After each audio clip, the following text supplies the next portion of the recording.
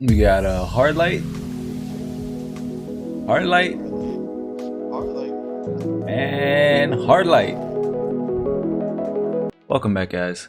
Today we're going to be discussing Trials of Osiris and everything that you need to know to get started, how to get into it, where to pick up a Trials passage. So first and foremost, the most important thing that you need to know is that there is no fireteam matchmaking in Trials of Osiris. So if you're thinking about jumping into Trials, you're going to need a fire team. So I definitely recommend hitting up an LFG site. If you're on Xbox, jump on their LFG app. Bungie has their own fire team search on their application, so definitely get out there, find a fire team. The next thing you're going to need to know is where to pick up a Trials passage. So what you're going to actually do is head over to Saint 14.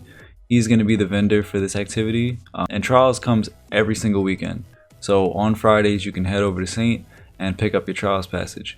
So when you go to Saint and you actually look at his inventory, you'll see he has a bunch of different Trials passages with different perks, and those perks are actually the boons that we had in D1. They're just kind of spread out through different Trials cards. So you're going to pick up a Trials passage. You'll notice that you only have access to 2 from the beginning. The rest of them are locked behind wins.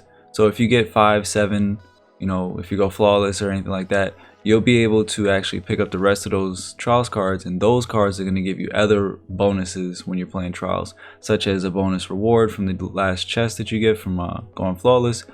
You can also earn bonus experience from getting wins, things like that. The other thing you're going to see there is he has bounties, so you're going to want to pick up those bounties because those are going to reward you not just with experience that you need to level up things like your season pass, but it's also going to reward you with Trials tokens, which you can turn into Saint 14 for rewards such as weapons and I believe armor, because actually at the time of recording this video, Cosmo responded to a thread on Reddit where players were talking about the rewards and things like that being locked behind going flawless, and he actually debunked that. He did confirm that weapons and armor will be able to be earned. You don't need to go flawless to earn armor, so that's something good to know. I haven't earned any armor yet, so I can't confirm that myself, but Cosmo, community manager for Destiny, did confirm that on Reddit. So yeah, you're gonna want to pick up those bounties, earn those tokens. The only way to turn in tokens is to get 3 wins on the Trials card. So once you do that, you'll be able to come back to Saint and earn as many weapons and pieces of armor as you possibly can. You can only turn in those tokens during the week that you earned them. So you cannot save those tokens for the next week or anything like that. So if you get them, use them, don't save them. The next thing you're going to need to know besides that is that Trials of Osiris is power enabled. So for players jumping in, you need to be 960 in order to even play Trials. But besides that, you're going to want to know that a lot of players who you're going to be facing are going to be about 980 to 990. Again, Cosmo did confirm that on Twitter. He said that about, I believe, 90% of players are below 980. So the likelihood of you running into somebody who's, let's say, like 1,000 is pretty slim. I played Trials for about 5-6 hours, and I think the highest light level person I saw on Xbox was 990.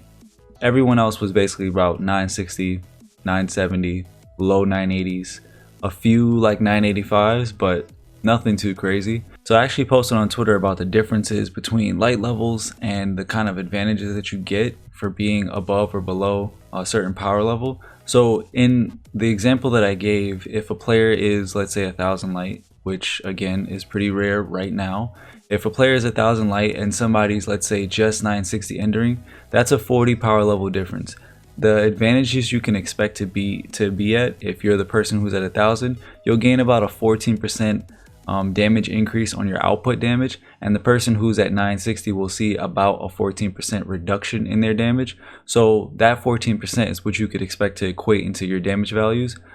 So keep that in mind when you're jumping into Trials. You will be at a slight disadvantage to people who are higher light, but it's not a ridiculous amount, because again, you look at perks such as kill clip, other damage perks that give you 30% increases and things like that. You play with those on a regular, therefore a limited amount of time, so do take that in mind as well. This 14% damage reduction and increase is for the duration of that advantage. So I would definitely recommend jumping into some activities, playlist activities, or whatever the case is, and just earning some powerful rewards. It doesn't take too long. You can hit 980 pretty quickly. I would definitely recommend, if you want to remove that advantage, try to be at least 980, but it's not required. You can go in there at 960 and be just fine. So in terms of rewards, when you actually earn 5 wins and 7 wins, you earn rewards, powerful rewards. So you can earn weapons. As Cosmo stated, you can earn armor. I don't know if anybody has. I myself haven't, but again, Cosmo said you can. So armor is another thing you can earn. From going flawless, there are no adept weapons. So there isn't this exclusive reward chase that we had in D1, but you will be able to earn weapons, you will be able to earn armor. Your first completion, you'll be able to earn all the emblems that are going to change up the color of the glows depending on which emblem you wear. You can earn endgame materials such as ascendant shards, and you can earn enhancement prisms. So keep that in mind, that you can farm those repeatedly from going flawless. So this is a method for PvP players to earn endgame materials, which is something that we did discuss in one of our other videos discussing how to improve Destiny 2. We talked about doing something like this in competitive.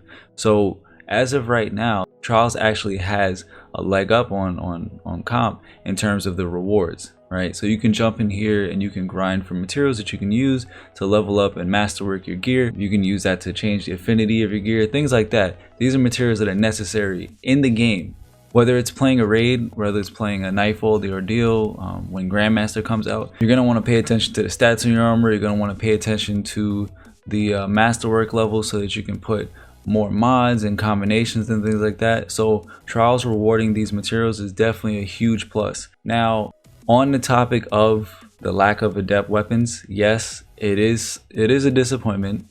If you're somebody who played Trials in D1 and you did get to experience earning adept weapons, it was a unique experience. Early on, adept weapons, they gave elemental damages. They offered you unique perk combinations and things like that. This is what made them desirable, and they also had a unique look from the other Trials weapons that you could earn. So, you know, it was something to chase. It was truly an exclusive reward from achieving going flawless, which is not something that's easy, right? A lot of people never went flawless. I myself, in D1, I never went flawless. Right, in D2, I'm a lot better than I was in D1, so I definitely will be going flawless, and I'll probably post a video up so you guys can see. But right now, those adept weapons, that's something that I hope Bungie considers adding in the future. And a lot of people are giving their feedback on Reddit, on Twitter, and I'm pretty sure Bungie is paying attention to this. I don't expect there to be a change this season. You know, Bungie has done a good job of bringing back Trials. The sandbox feels pretty balanced. Yes, a lot of people are using Hardlight. I see people saying that Hardlight is OP. I don't agree with that. Is it an outlier? Is it being overused? Yes, I've seen a lot of people in Trials, as you saw the clip in the beginning. They're using Hardlights. So it is a weapon that's being used a lot. I think it's like the top weapon right now in terms of what's being used in Trials. So I wouldn't associate that with it being the best, because it's not. Things like Suros as well are pretty deadly when you spin it up and you get a kill. But when I see weapons like that, I don't see them as just being OP. Yeah, you can get a pretty quick kill with Suros, but you have to spin it up and get that kill, right? If you're a skilled player who's playing Trials of Osiris, you're going to be able to avoid weapons like that. Those things are not going to, you know, destroy you in Trials. And Trials is meant for the sweaties, you know what I mean? Like, yeah, everyone's gonna jump in, everyone wants to go to the lighthouse, but everyone's not gonna get to the lighthouse, everyone's not gonna succeed. And that's the beauty of Trials, right? It pushes you to be a better player, and that's what I at least loved about Trials. Like I said, I never went flawless in D1, but I kept pushing myself to try to get there, and I enjoyed the journey. I never made it, but now my journey continues here in D2. Hopefully I will, and I know I will, get to the lighthouse. But yeah, that's the end of the video, guys. I hope you guys enjoyed it. I hope you learned something. If I missed anything, because I did ramble on there at the end, but if I missed anything, I'll be sure to comment down below and give you guys any other information. And if you guys picked up on anything I missed, comment down below and let me know. Drop a like if you enjoyed it. Subscribe if you want more content. Turn on a notification bell. And yeah, I'll catch you guys in the next one. Peace.